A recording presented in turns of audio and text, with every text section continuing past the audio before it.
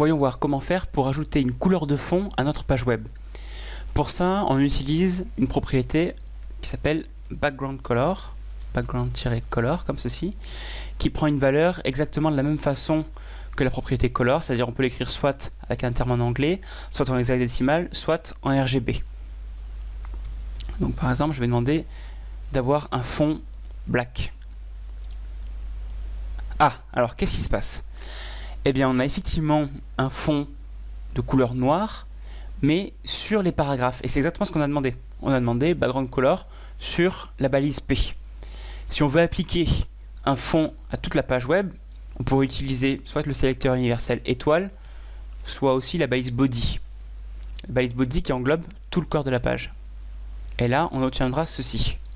Alors forcément, c'est un peu particulier parce que du coup, sur toute la page, on a un background color black et une couleur de texte rose. Et il faut savoir qu'en CSS, les propriétés, comme les propriétés de couleur ici, s'appliquent en cascade. C'est pour ça que ça s'appelle CSS, Cascading Style Sheets.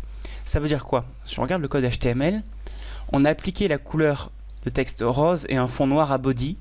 Et donc automatiquement, les balises qui sont à l'intérieur, comme H1, H2, EM, P, etc., ont récupéré exactement les mêmes propriétés.